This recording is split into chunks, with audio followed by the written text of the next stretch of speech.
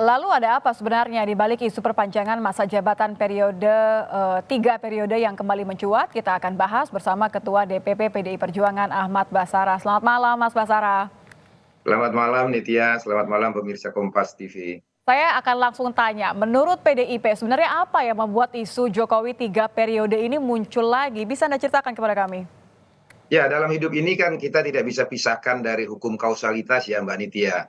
Ada sebab, ada akibat, ada aksi, ada reaksi, ada asap tentu ada apinya. Nah, wacana munculnya 3 periode ini kan sebenarnya bermula dari keputusan Mas Gibran untuk pindah partai, meninggalkan PD Perjuangan menjadi cawapresnya Pak Prabowo. Lalu kemudian muncul pertanyaan publik, apa yang sebenarnya menjadi sebab kok tega ya Pak Jokowi meninggalkan keluarga besar PDI Perjuangan yang telah melahirkan dan menjaganya hingga 22 tahun sejak beliau menjadi wali kota Solo. Mhm. Maka muncul spekulasi di tengah-tengah publik bahwa katanya Pak Jokowi tega meninggalkan partainya, tega meninggalkan Bu Mega yang sudah beliau sebut sendiri sebagai sudah seperti ibunya, Mhm. itu karena katanya tersinggung begitu oleh Tersinggung beberapa urusan tiga peristiwa, periode. antara lain kemudian menyebut petugas partai dan lain sebagainya. Tapi di sisi lain kita juga melihat kenyataan Pak Jokowi dicaci maki oleh beberapa tokoh-tokoh masyarakat dengan cacian-cacian yang mohon maaf saya untuk alasan etis tidak bisa saya sebutkan di forum ini. Pak Jokowi tetap tenang-tenang saja dan menganggap hal itu hal biasa, masa kepada keluarganya sendiri tersinggung. Lalu kemudian publik mencari apa sih sebenarnya alasan yang melatar belakangi. Maka kemudian ketika publik mengetahui bahwa pada akhirnya Pak Jokowi mendukung Mas Gibran sebagai calon wakil presiden dan publik menganggap itu upaya untuk melanggengkan kekuasaan keluarga Pak Jokowi, muncullah asosiasi publik yang mengait-ngaitkan tentang wacana 3 periode tahun 2021 yang lalu atau bahkan wacana penundaan pemilu Hmm. karena sama-sama memiliki benang merah yaitu melanggengkan kekuasaan. Nah, dalam kaitan itu kemudian Bung Adian Apitupulu berasumsi bahwa menurut dia yang paling benar bukan Pak Jokowi meninggalkan PD Perjuangan dan Ibu Megawati Soekarno Putri karena faktor-faktor psikologis, tapi Tapi karena alasan kekuasaan untuk dilanggengkannya. Maka narasi yang paling sesuai dengan realitas politik hari ini, yaitu dengan mendukung Mas Gibran sebagai calon wakil presidennya Pak Prabowo, yang artinya adalah upaya melanggengkan kekuasaan Pak Jokowi adalah ketika wacana 3 periode dan penundaan pemilu, karena esensinya sama-sama ingin melanggengkan kekuasaan. Saya kira di situ Tapi saya harus esensi tanya lagi nih, Mas persoalannya. Basara, ini berarti Bang Adian hanya berasumsi, saya harus menegaskan itu, hanya berasumsi. Bu, Ini bukan yang benar-benar terjadi apa yang dianggap oleh PDIP.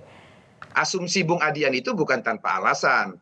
Kalau kita mau buka di rekam jejak digital ini apa Nitya, saya kira banyak sekali berita-berita resmi dari media-media online mainstream ya.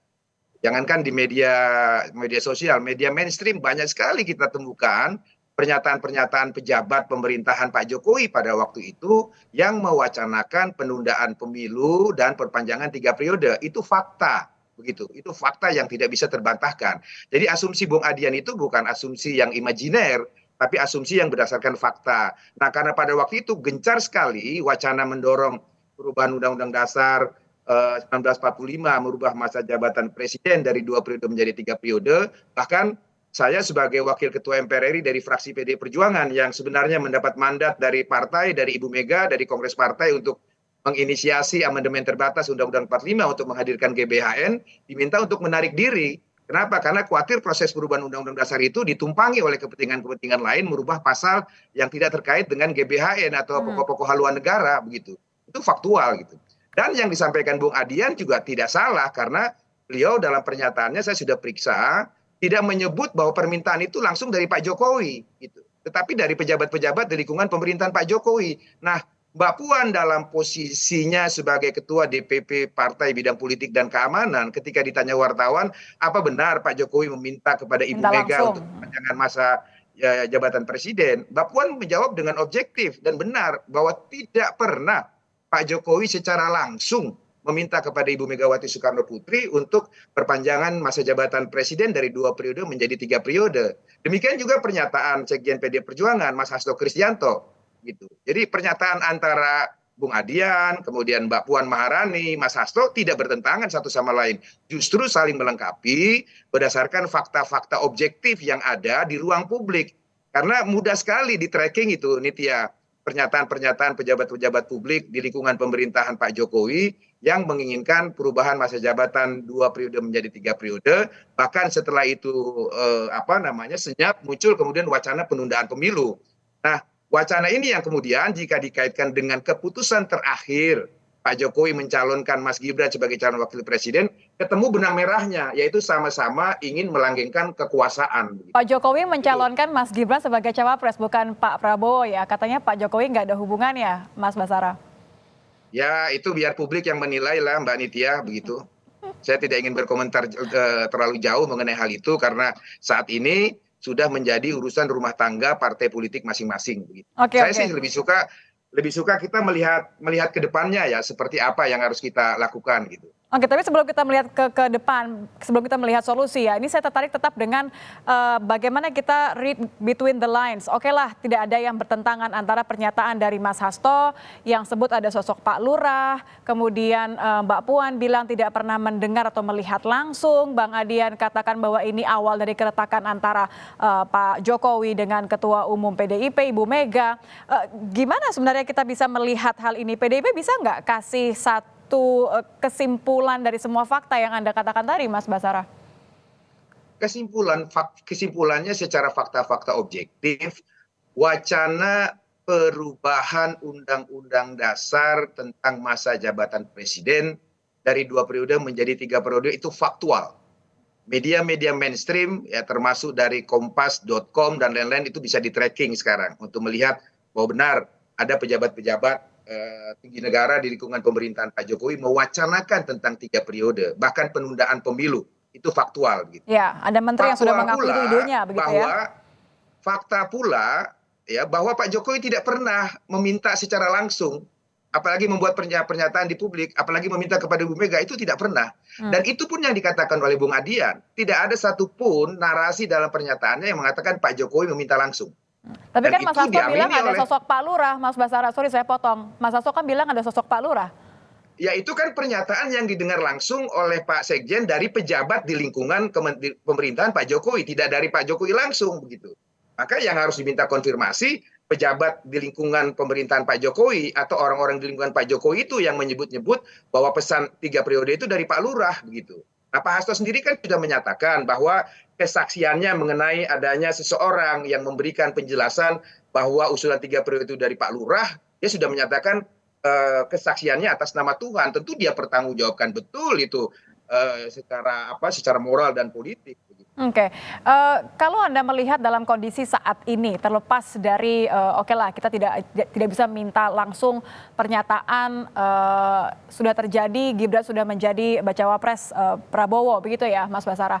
Tapi kalau dari kondisi sekarang, muncul lagi isu soal 3 periode, terkait lagi namanya Pak Jokowi, kemudian bersamaan dengan Gibran menjadi bacawa pres. Anda melihat seberapa besar dampaknya terhadap kondisi politik Indonesia, terutama menjelang pemilu ini? Ya ini tentu sesuatu yang tidak sehat ya, tidak edukatif bagi perkembangan demokrasi dan pendidikan politik bangsa kita. Pemilu seharusnya sebagaimana yang berulang-ulang dikatakan oleh Pak Jokowi harus menjaga persatuan, pemilu harus menghadirkan rasa riang gembira di tengah-tengah masyarakat sehingga pemilu bisa berlangsung secara aman, damai, tertib, jujur dan adil. Tetapi bagaimana rakyat bisa mengikuti pemilu dengan riang gembira kalau hatinya sedih, hatinya kecewa, apalagi hatinya dibuat mencekam. Nah, oleh karena itu sebenarnya di dalam konteks ini langkah-langkah strategis dari Pak Jokowi yang selalu mengatakan kepada rakyatnya agar menjaga persatuan, menjaga persaudaraan, menjadikan pemilu riang gembira sebagai satu kata kunci dari beliau. Kalau kami sendiri di internal PDI Perjuangan, Ibu Mega sudah menunjukkan sikap konkretnya untuk tetap menjaga persatuan kita bersama sebagai sesama bangsa Indonesia dengan menginstruksikan kepada seluruh kader-kader partai, 3 pilar partai, baik di legislatif, struktural partai maupun di eksekutif, untuk tetap menjaga suasana kondusif. Jangan membuat rasa sedih, rasa kecewa karena ditinggalkan oleh Pak Jokowi, lalu kemudian membuat kita marah, emosi, dan membuat pernyataan-pernyataan buruk seperti yang dilakukan oleh tokoh-tokoh masyarakat lainnya. Ibu Mega mengingatkan pada kader-kadernya, apapun itu, Pak Jokowi adalah tetap Presiden Republik Indonesia dan PDI Perjuangan ikut melahirkan dan mengantarkannya, maka wajib hukumnya untuk terus menjaga pemerintahan Pak Jokowi ini agar urusan negara tidak terganggu oleh urusan politik. Pun demikian, Bu Mega menginstruksikan kepada kader PD Perjuangan di Solo dan kemudian di Medan untuk tetap menjaga dan mendukung pemerintahan Mas Gibran dan Mas Bobi di pemerintahan kota Solo dan kota Medan, gitu. Terutama fraksi-fraksi PD Perjuangan yang ada di DPRD Solo dan DPRD Kota Medan, begitu. Nah, dalam kaitan itu, saya kira kami berharap Pak Jokowi juga segera mengambil langkah-langkah strategis untuk bisa membuat suasana pemilu ini menjadi kondusif. Apapun faktanya, PD Perjuangan hari ini realistis setelah ada 3 pasangan calon. Maka kita berharap Pak Jokowi sebagai Presiden Republik Indonesia dapat menjadi wasit yang adil, wasit yang bijaksana pada seluruh pasangan calon. Beliau adil kepada pasangan calon dari keluarga biologisnya, karena ada Mas Gibran bersama Pak Prabowo. Tapi jangan lupa Pak Jokowi juga harus adil dan bijaksana kepada paslon keluarga ideologisnya, yaitu Mas Ganjar Pranowo, karena kita masih bersama-sama dalam satu keluarga besar PDI Perjuangan. Dan tentu juga harus adil kepada paslon lain atau paslon tetangga rumah kita, kalau saya istilahkan, yaitu paslon Ini terdengarnya kayaknya Amin, PDIP sudah gitu ya. siap sekali, Jadi sudah intinya, siap terima ditinggal Pak harus Jokowi. adil dan bijaksana dan kemudian segera melakukan langkah-langkah ice breaking untuk membuat suasana pemilu kita yang tinggal 121 hari lagi kalau tidak salah menjadi momen yang memang betul-betul pemilu presiden, terutama masa kampanye, menjadi arena di mana kita mengaktualisasikan dan mengkontestasikan gagasan-gagasan kita tentang bagaimana Indonesia akan dibangun selama 5 tahun ke depan. Dan saya kira itu sesuatu yang ditunggu oleh masyarakat kita, yang diharapkan, karena kita masih trauma dengan pemilu 2019, dengan pertarungan antara kampret dan cebong yang sisa-sisanya masih belum selesai sampai sekarang. Ya, Kata jangan kuncinya sampai ada di terulang Pak Jokowi untuk mengkonkretkan seruan persatuan nasional, riang gembira, dan lain sebagainya itu nih. Mas Basara, terakhir, kenapa kedengarannya seperti sudah siap sekali, sudah menerima sekali, seakan-akan memang Pak Jokowi benar meninggalkan PDIP? Ya, kita tidak mengatakan Pak Jokowi meninggalkan PDIP, tetapi faktanya kan hari ini Mas Gibran telah mengambil keputusan keluar dari keputusan partainya secara resmi. Ya, di mana kita sama-sama tahu Bu Mega memiliki hak konstitusional dan mandat Kongres untuk menentukan capres dan cawapres. Sudah diputuskan bersama dengan ketua-ketua parpol lainnya mengusung Mas Ganjar dan Profesor Mahfud MD. Dan ketika Mas Gibran keluar dari skema itu, sebenarnya Mas Gibran terkeluar dari garis politik partai. Nah, apakah Pak Jokowi kemudian serta-merta akan meninggalkan partai yang membesarkan, melahirkan, dan menjaganya hingga saat dan detik ini? Ya tentu pertanyaannya dikembalikan kepada Pak Jokowi, bukan kepada saya, apalagi kepada PDI Perjuangan, bukan kepada PDI Perjuangan, apalagi kepada saya, Nitya. Oke, baik, terima kasih Mas Basara sudah bergabung bersama kami di Kompas Malam. Ketua DPP PDI Perjuangan Ahmad Basara. Selamat malam, Mas Basara. Selamat malam. Terima kasih.